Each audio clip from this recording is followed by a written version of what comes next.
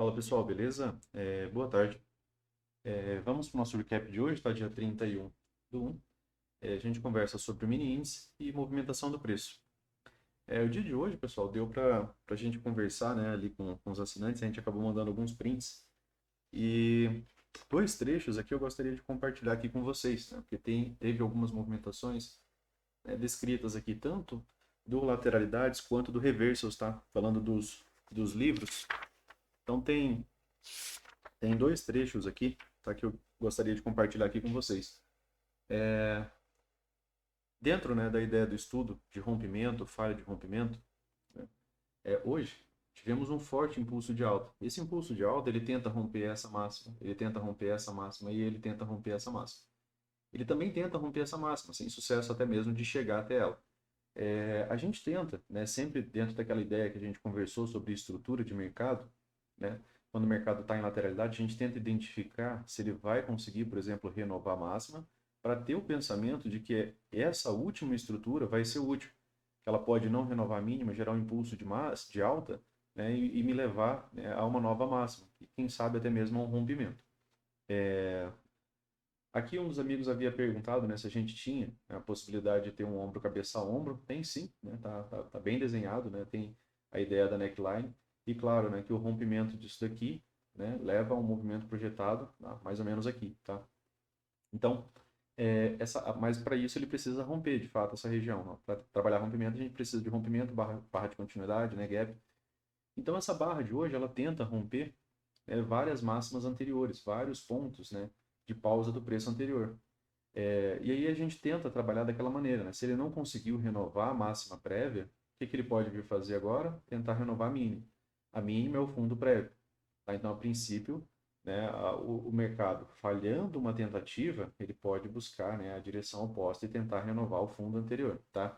São, né, proposições que a gente vai fazendo para tentar, né, trabalhar algum tipo de estrutura dentro do mercado. Tá? Aqui ele já havia falhado máximo, e já havia, né, a possibilidade, por exemplo, dele vir, né, claro, falhar mínimo, mas hoje a gente teve, né, um forte impulso de alta aqui a partir da H3 do M60. Ainda tinha alvos para baixo, né, e não foram atingidos. Esses alvos acabam ficando descartados, né, porque já teve, violação, né, de máximas anteriores, tá? Então, no gráfico diário, ele tenta violar várias máximas, né, e acaba tendo, né, um fechamento, bastante, né, comprometido pelos vendidos, né? Por quê? Porque essa barra, né, ela acaba ficando, né, ainda falta alguns minutos para fechar, mas fechando assim, ela tem mais de 60% do corpo, né, negativo, já que os vendidos, né, deixaram todo esse pavio aí, tá? Então, aqui no gráfico diário, a gente teve uma tentativa de vários rompimentos de topos anteriores, e aí a gente tem uma boa, né, falha desse rompimento. E aí, falhando, né, falhando inclusive a tentativa de nova estrutura, o mercado pode, né, vir testar a mínima, tá? Então, fica, uma possibilidade. Aqui nos 60 minutos, pessoal, o mercado ampliou ainda mais a nossa lateralidade, né? A gente já tinha, né, uma lateralidade um tanto quanto mais estreita, aqui, né, já dentro de um barbed wire, né, a gente tem, um arame farpado, e aí ele começa a ampliar, né, começa a ampliar para cima, para baixo, e aí aqui ele acabou apenas ampliando, né, a nossa lateralidade. A gente tem esse gap aqui que está aberto, né? A gente teve esse rompimento aqui, a gente vai falar sobre o modo rompimento tanto de reversão quanto de lateralidade, tá? Então aqui eu tenho um gap aberto, o mercado tende, né, a fechar esses gaps. Aqui, né, em contagem de barras, né, a gente teve um microcanal, certo? Aqui no M60 eu tenho um microcanal. Esse microcanal ele migra, né, para um canal estreito, né, o ciclo de mercado ele sai de microcanal, modo rompimento, para canal estreito e algumas vezes até mesmo para canal amplo, né, pessoal? Tá? Microcanais podem migrar para canais amplos, só que a gente está contido dentro de uma lateralidade no M60, então ficaria mais difícil a gente pensar exatamente direto, né, nisso. Então, até deu, né, a possibilidade de uma venda, né, aqui, uma tentativa de scalp, né? Só que aí na hora que ele fecha positivo aqui, né, sem correção, né, a ideia era que a partir daqui a barra seguinte viesse pelo menos perder mínima já para a gente não ter, né, um microcanal. Mas o mercado fez o microcanal, né, esse aqui acabou não pagando muita coisa, tá? Também tivemos horário de notícia, né, na parte da tarde, tá? Notícia de alto impacto. Então, aqui no M60, o mercado retornando, né, se ele inclusive consegue retornar essa movimentação aqui, fica, né, uma ideia, de continuidade muito forte. Por quê? Porque eu tenho um ciclo forte, né? Eu tenho um microcanal que migrou para um canal estreito. Se ele consegue reverter essa estrutura até aqui, né, com mais, por exemplo, mais uma barra, né, no caso de amanhã, mais uma barra aqui, né, a barra seguinte, né, conseguindo reverter essa movimentação, a gente tem uma boa, né, possibilidade de ter a projeção desse alvo aqui para baixo, tá? Por quê? Porque eu tinha um ciclo forte que está sendo revertido por um ciclo mais forte. O Brooks fala que, no geral, quando você tem um ciclo forte que é revertido por outro, né, ainda mais forte, de maneira rápida, espere continuidade para o último lado. Por quê? Porque ele fala que isso aqui é diferente disso daqui, ó. Isso daqui são reversões constantes, lateralidade, barras sobrepostas. Isso daqui não, né? Se o mercado consegue, por exemplo, mais um fechamento desse tipo aqui, ó,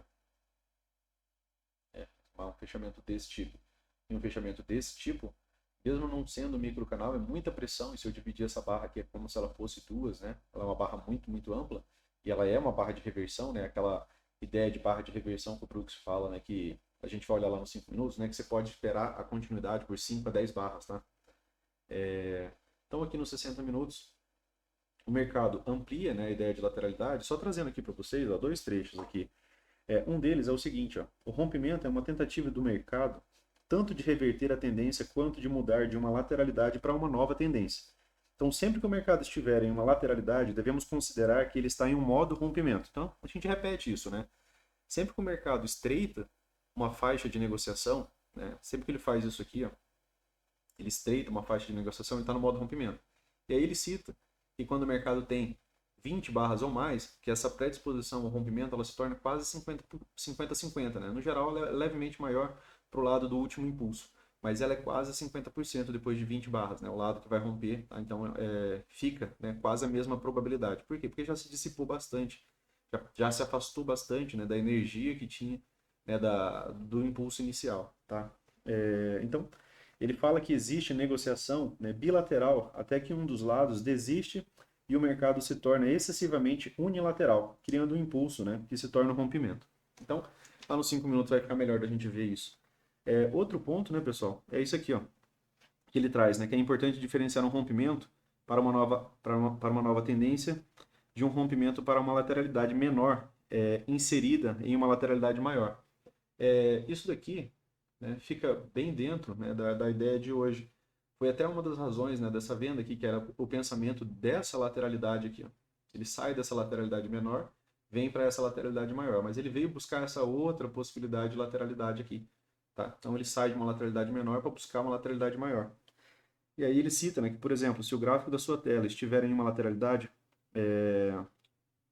o mercado romper acima de uma pequena lateralidade que se encontra na metade inferior da tela, a maioria dos traders irá assumir que o mercado ainda está em uma lateralidade maior e que ainda não está em uma tendência de alta. O mercado pode simplesmente estar formando um vácuo de compra para testar o topo da lateralidade maior. Por esse motivo, né, traders espertos irão comprar, né, os fechamentos de fortes barras de tendência de alta, próximos ao topo. Traders espertos não irão comprar os fechamentos de fortes barras de tendência de alta próximo ao topo da tela. Na verdade, muitos irão vender para realizar lucros de suas compras e outros irão vender nessas barras esperando a tentativa desse novo rompimento falhar, tá? Então, são dois trechos, né, aqui de ideias, né, que os livros trazem, né, que você pode ir auxiliando, né, para construir sentido dentro das suas operações, tá? Então, aqui dentro do 15 minutos, né, pessoal, a gente falou que para o mercado, né, desenvolver, né, uma movimentação de alta, precisaria de pelo menos um gap de média. O gap de média, né, ele aconteceu bem aqui, ó. Então, bem aqui, você teve um gap de média, você teve duas pequenas barras, ele fez só uma pequena correção, né? Isso daqui, né, pôde sinalizar já a MTR, já que ele reverteu a tendência, né, ele volta para o topo, né, da movimentação, topo do impulso inicial, né? Então aqui teve, né, uma reversão, a gente pode chamar isso aqui de reversão majoritária de tendência, né? Porque ele construiu uma tendência anterior e ele volta para o topo dessa tendência, né? Tendência 15 a 20 barras, né, trabalhando abaixo das médias, né, a gente chama de tendência, tá? Beleza? E aí, né, desenvolveu boa movimentação de alta. Aqui, né, você consegue observar a barra do Reversals, né, que é a barra que ele cita no Reversals, que é a barra mais citada, né, do último livro dele, que é essa daqui, né, que é quando você tem um fechamento, né, que ele rompe né, ele rompe uma quantidade excessiva de fechamentos anteriores. Como assim uma quantidade excessiva? De 20 a mais, tá, pessoal? 20 a mais fechamentos. Então, se eu pegar daqui para cá, ó, eu consigo observar que ele está fechando abaixo, ó, de 14 fechamentos até aqui, ó. Então, ele está fechando abaixo de 24 fechamentos, uma barra sozinho. Olha o tamanho dessa barra, né? Então, ele fala que esse tipo de barra, ela tem uma predisposição a ter continuidade por pelo menos, né, mais 5 a 10 barras, tá? Então, aqui a gente já está praticamente na nossa quinta barra aqui. Quinta, 5 a 10 barras, né, seria a predisposição. E isso aqui, né, está se desenvolvendo aqui em um novo microcanal, tá? Então, está num novo modo sempre vendido, tá? Nos 5 minutos, né, aí a gente pode trabalhar aquela ideia do bate-papo que a gente fez hoje pela manhã. Essa barra aqui, né, pessoal, acho que era B16, né, que a gente estava conversando com o pessoal dos assinantes ali, que hoje, né, teve esse rompimento. Eu não consegui participar dele, né, aqui, só consegui entrar aqui depois, né, na falha de L1, tá? Aqui tinha ido pegar um café, né, e, na verdade aqui, né, tinha ido pegar um café, e aí quando voltei, né, já estava no modo rompimento. No geral, né, acaba esperando algum tipo de correção. Tá? Você pode entrar aqui por tempo menor, né, pelo 1 minuto, né, igual a gente conversou. Aqui quando teve, por exemplo, a L1, no 1 minuto foi, né, se você voltar no gráfico seu, der uma olhada, quando teve essa L1, essa tentativa de L1, no 1 minuto, né, ele fez um M2B e um 2HM, né, porque já tinha mais que 24 barras, né, fazendo aquela analogia do tempo gráfico, né, para qualquer outro, tá? Então, seria 2 setups de compra na 20, né? E aí ele ainda desenvolveu bem ainda essa movimentação. Lateralidade. Lateralidade, ele falou que ele é um mercado de negociação bilateral, né? Você vê muita sobreposição de barra, você vê candles subindo e descendo, né, no próprio candle. Então, você tem muita sobreposição de barra, gaps raramente ficam abertos, né? Eles geralmente são fechados, né, por movimentações de sobe e desce. E aí, aquilo que ele veio falando, né, ali, que foi esse trecho que a gente observou, né, que é quando muda um detalhe, né, na negociação. Então, enquanto o mercado estava, né, sem gaps abertos, sem movimentos unilateral, aqui não teve nenhum ciclo forte, né, pessoal? Às vezes ele até faz, né, isso daqui, ó.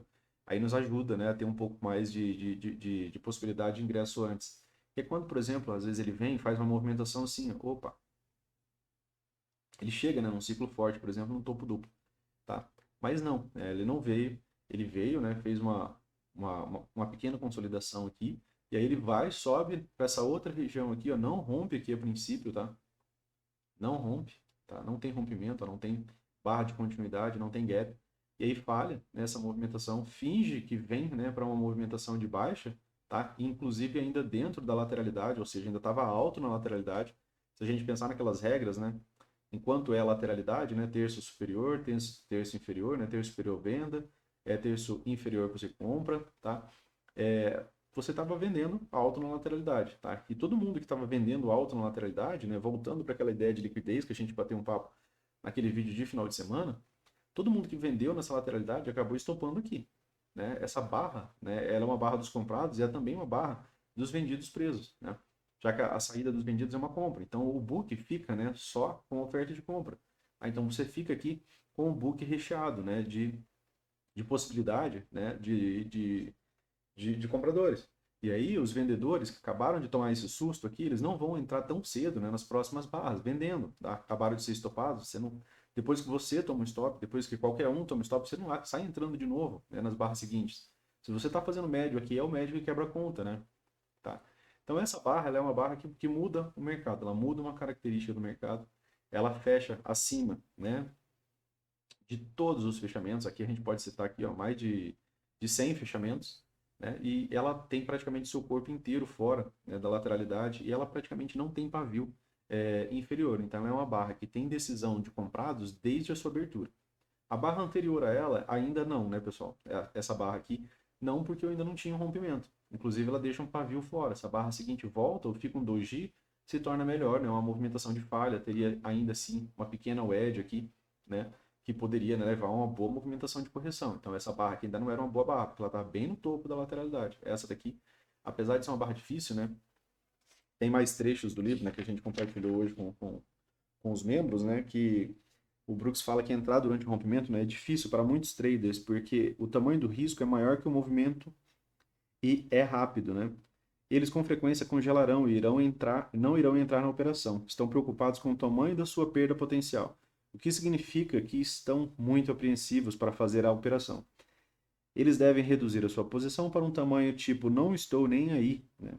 Ele fala que é para você, cara, colocar, se você opera com mais contratos, né? É para você reduzir, pelo menos tentar participar, né? Para ir treinando, né, essa parte do psicológico, ou pelo menos tentar entrar em algum tipo de correção, tá? E aí aqui, né, nessa movimentação ele deu o primeiro, o segundo, deu o terceiro alvo, tá? Deu o terceiro alvo. Aqui era bem aquela região da POC dos 60, né, onde foi tentada uma venda.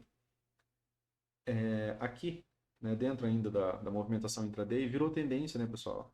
Fechamentos acima da 20, ó, se eu arrastar aqui eu já consigo ver 19, 20, 30, 39 candles, né, sem tocar 20. Então, o primeiro toque na 20, né, seria um 2HM, né, mais 24 barras, M2B, dois setups de compra. Né? Esse setup de compra ele não andou bem, né, claro aqui, mas né, na hora que ele chega no gap de média, né, que é o setup de compra, que ele acabou, né, tendo ainda uma possibilidade de compra.